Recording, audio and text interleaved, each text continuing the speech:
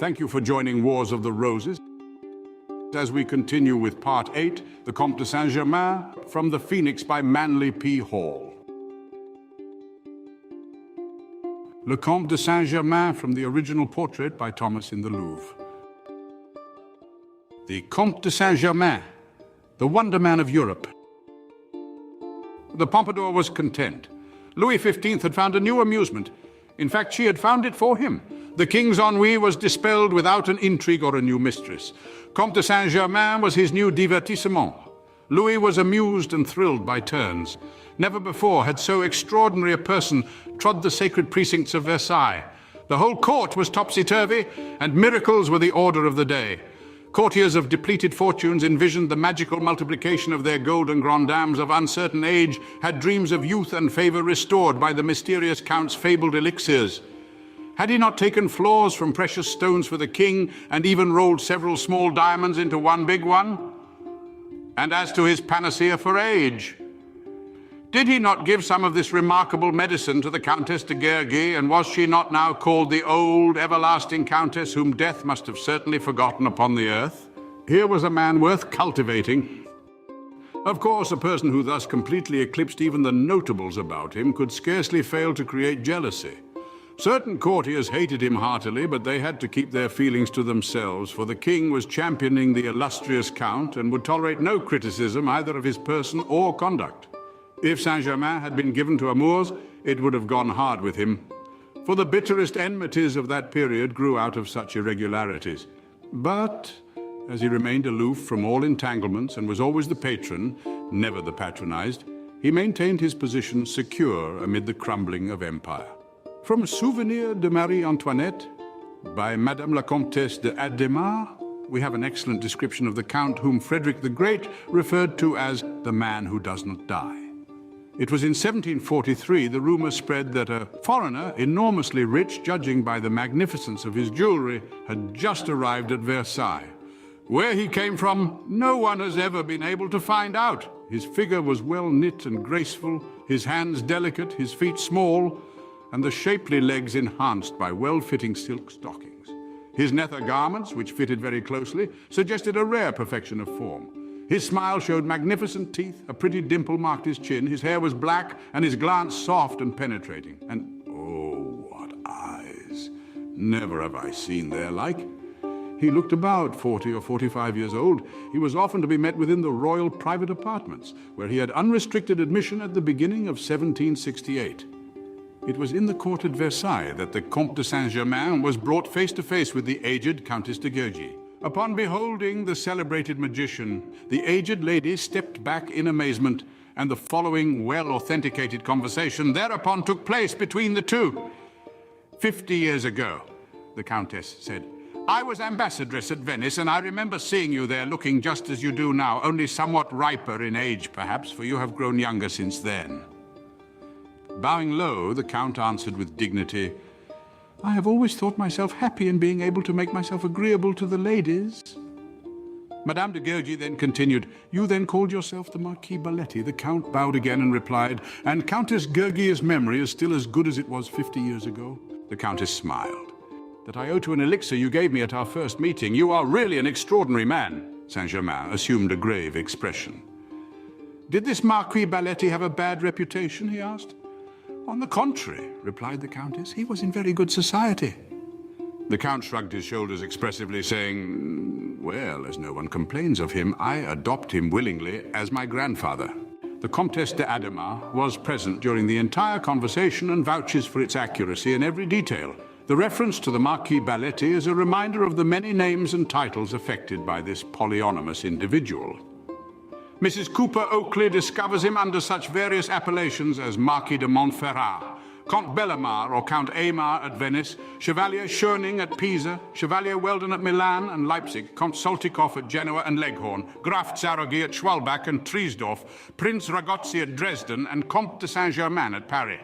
To the above list it may be added that he has been connected with the mysterious Count de Gabalis, who appeared to the Abbé Villars and delivered several discourses on submundane spirits. Nor is it impossible that he is the same as the remarkable Signor Gualdi, whose exploits Hargrave Jennings recounts in his book The Rosicrucians, Their Rites and Memoirs. Casanova indirectly links Saint-Germain with the activities of a Society of the Rose Cross, which was intriguing the minds of the curious during his day. The smallest doings of so unusual a person as Saint-Germain would, of course, be meticulously noticed. So we discover some interesting and amusing notes relative to the establishment maintained by him in Paris. He had 2 valets de chambre, one of whom had been in his service for 500 years, a circumstance that raised the eyebrows of the skeptics. The other was a Parisian engaged for his knowledge of the city and other useful local information. Besides this, his household consisted of 4 lackeys in snuff-colored livery with gold braiding. He hired a carriage at 500 francs a month. As he often changed his coats and waistcoats, he had a rich and expensive collection of them. But nothing approached the magnificence of his buttons, studs, watches, rings, chains, diamonds, and other precious stones. Of these, he possessed a very large value and varied them every week. The valet of long apprenticeship is heard from on one occasion. The Comte was relating an anecdote regarding his own experience at some remote time, and suddenly failing to recollect clearly what he considered a relevant detail, he turned to the valet and said, "Am I not mistaken, Roger?" The good man replied, "Monsieur le Comte forgets that I have only been with him for 500 years. I could not, therefore, have been present at that occasion. It must have been my predecessor." From this general outline of the Parisian activities of the eccentric but illustrious Count, we turn to a consideration of those rare personal gifts through the exercise of which he gained so wide a sphere of influence. Even his most relentless detractors admit that the Comte de St Germain was possessed of almost incredible attainments in every department of learning.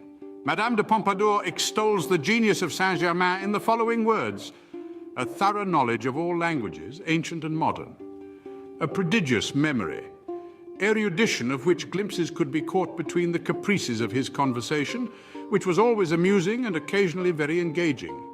An inexhaustible skill in varying the tone and subjects of his converse, in being always fresh and in infusing the unexpected into the most trivial discourses made him a superb talker. Sometimes he recounted anecdotes of the court of the Valois or of princes still more remote, with such precise accuracy in every detail as almost to create the illusion that he had been an eyewitness to what he narrated.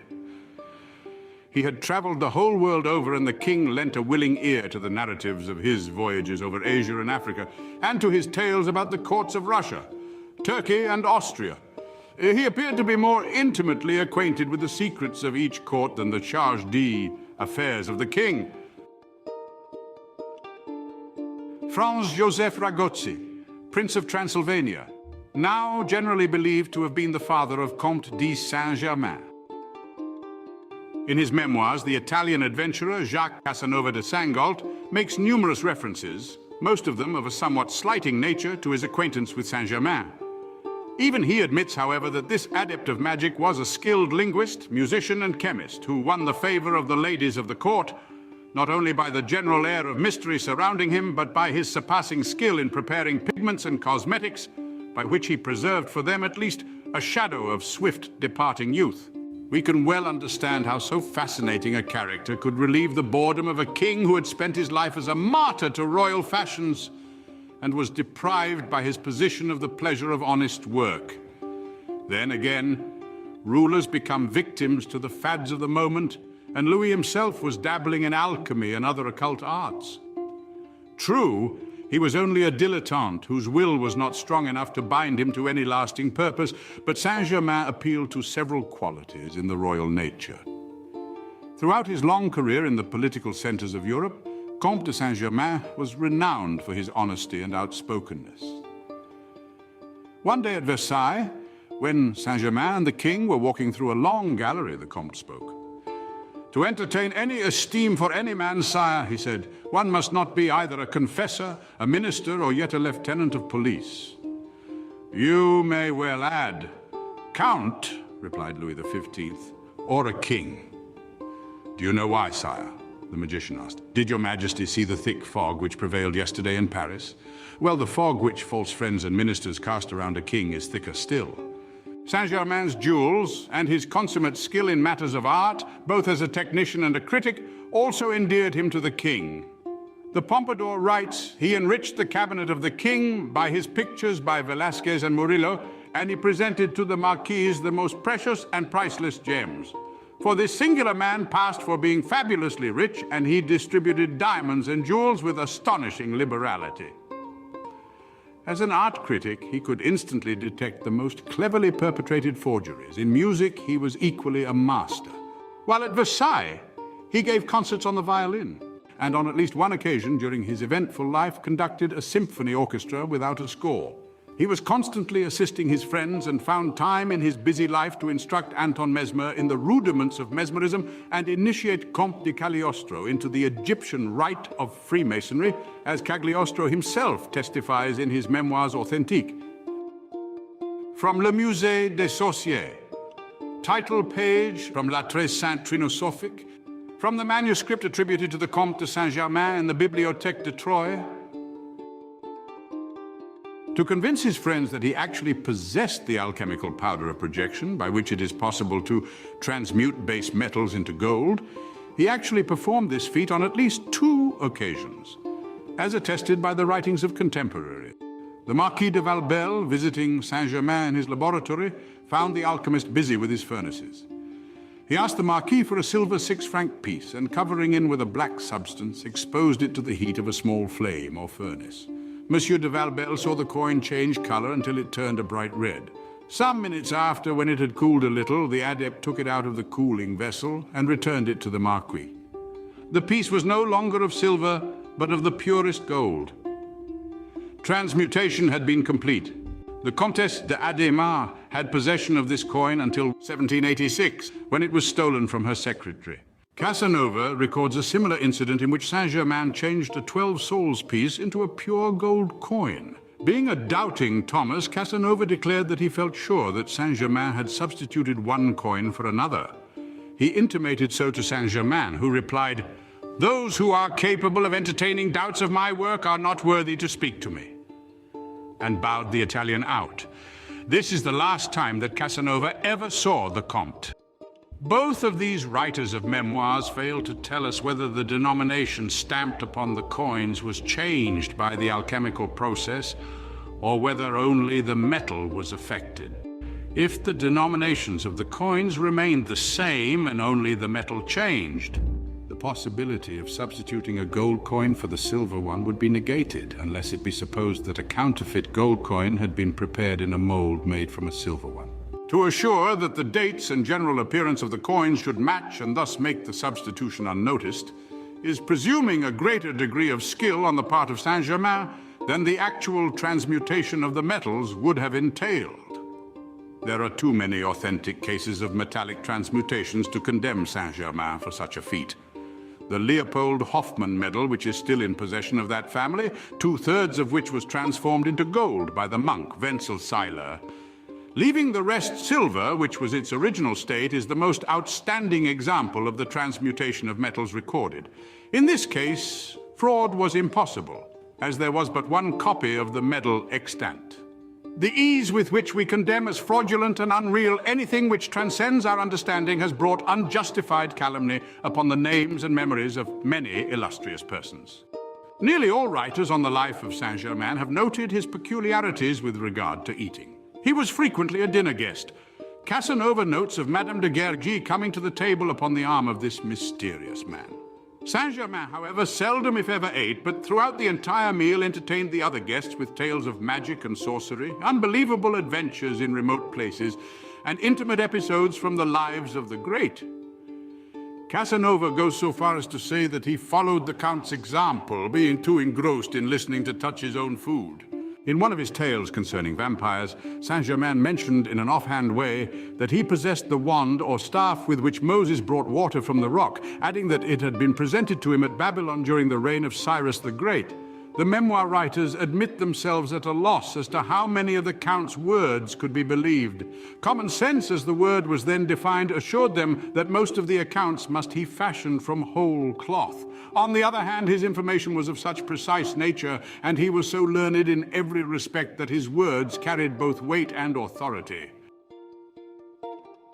From Le Musée des Sorciers, Divining by the Magic Mirror. Beautiful miniature from La Très Sainte Trinosophique. The popular belief that Comte de St Germain was merely an adventurer is not supported by even a shred of evidence. He was never detected in any subterfuge, nor did he betray, even to the slightest degree, the confidence entrusted to him. His great wealth, for he was always amply supplied with this world's goods, was not extracted from those with whom he came in contact. Every effort to determine the source and amount of his fortune was fruitless. He made use of neither bank nor banker, but moved in a circle of unlimited credit, which was neither questioned by others nor abused by himself. Referring to the attacks upon his character, H.P. Blavatsky wrote in the Theosophist of March 1881, "Do charlatans enjoy the confidence and admiration of the cleverest statesmen and nobles of Europe for long years, and not even at their deaths show in one thing that they were undeserving? Some encyclopedists, see New American Encyclopedia 15266, say he is supposed to have been employed during the greater part of his life as a spy at the courts at which he resided. But upon what evidence is this supposition based? Has anyone found it in any of the state papers in the secret archives of either of those courts? Not one word, not one shred of fact to build this base calumny upon has ever been found. It is simply a malicious lie. The treatment this great man, this pupil of Indian and Egyptian hierophants, this proficient in the secret wisdom of the East, has had from Western writers is a stigma upon human nature. No one questioned the noble birth of Comte de St Germain. His whole personality bore the indelible stamp of gentle breeding. He moved graciously and gracefully with perfect poise and self-confidence, in the midst of the exclusive and aristocratic circles. He was eccentric, yes, but a gentleman always. Only centuries of culture and high breeding could have produced a man so utterly poised and to the manner born. A London publication makes the following brief analysis of his ancestry. Did he, in his old age, tell the truth to his protector and enthusiastic admirer, Prince Charles of Hesse-Kassel? According to the story told by his last friend, he was the son of Prince Rákóczi of Transylvania and his first wife, Thekla. He was placed, when an infant, under the protection of the last of the Medici, Gian Gastone.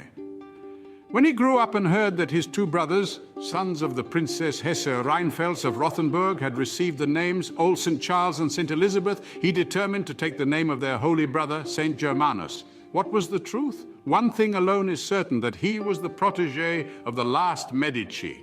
Cesare Cantu, librarian at Milan, also substantiates the Rákóczi hypothesis, adding that Saint-Germain was educated in the University of Siena.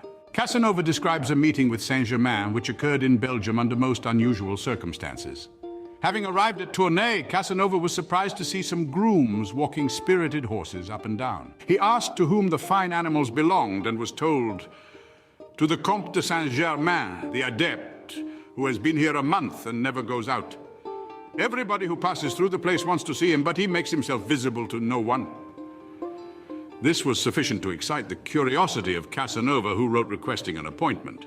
He received the following answer: "The gravity of my occupation compels me to exclude everyone, but in your case I will make an exception.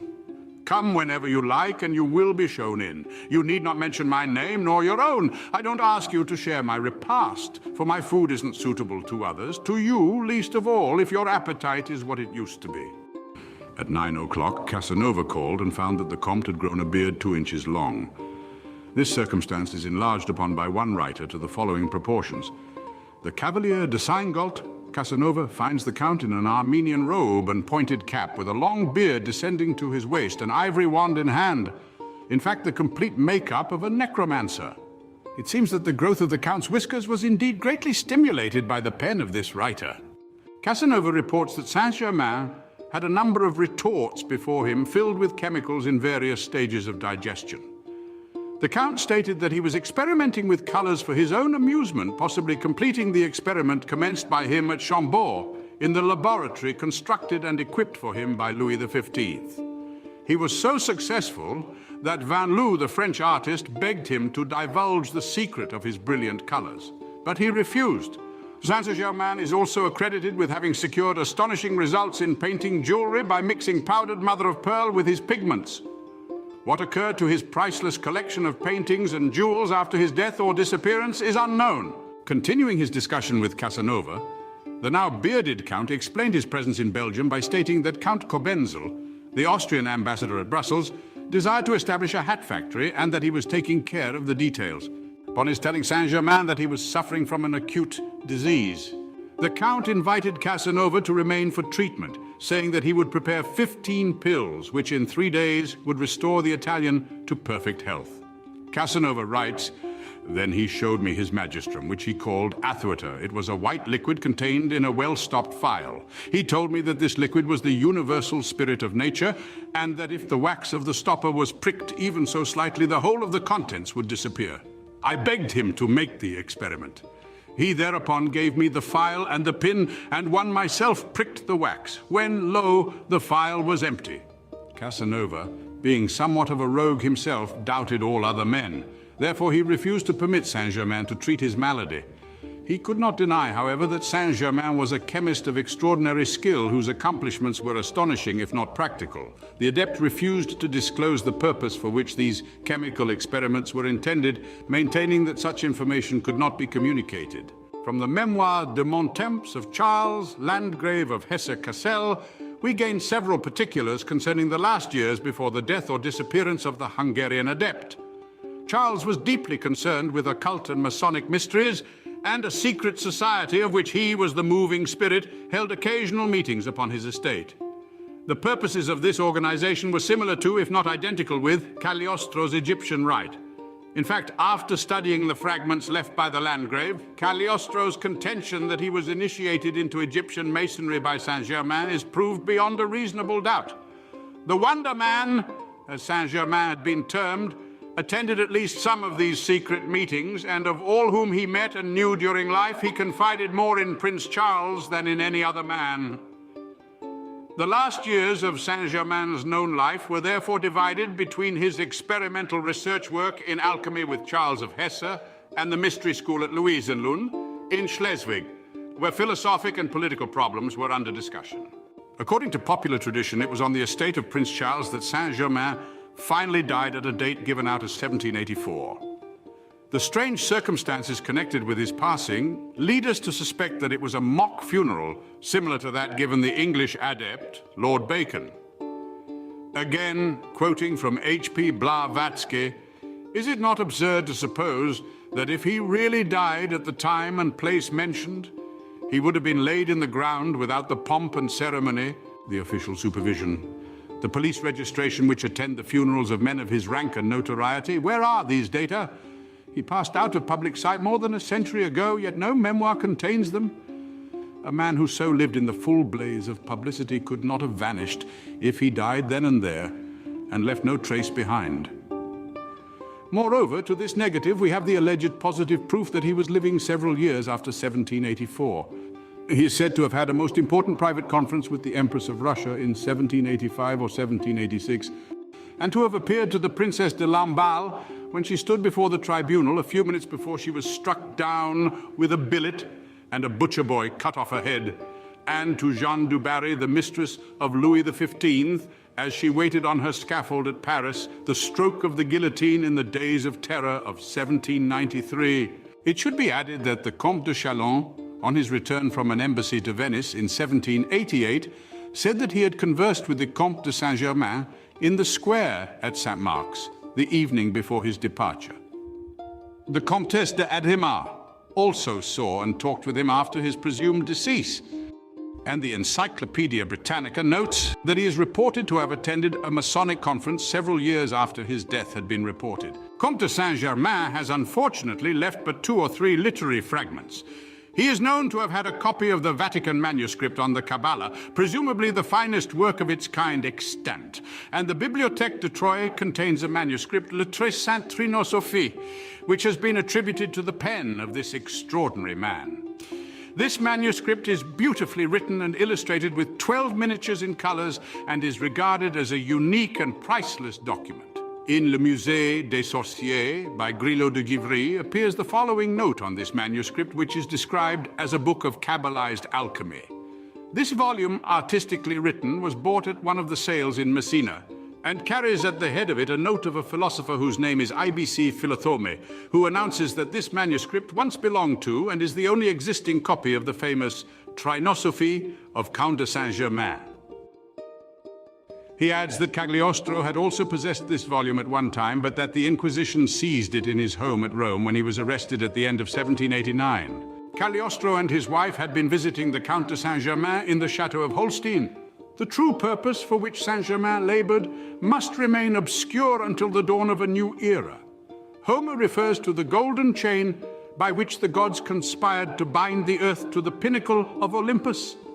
In each age, there appears some few persons whose words and actions demonstrate clearly that they are of an order different from the rest of society. Humanity is guided over critical periods in the development of civilization by mysterious forces such as were personified in the eccentric Comte de St Germain. Until we recognize the reality of the occult forces at work in everyday life, we cannot grasp the significance of either the man or his work.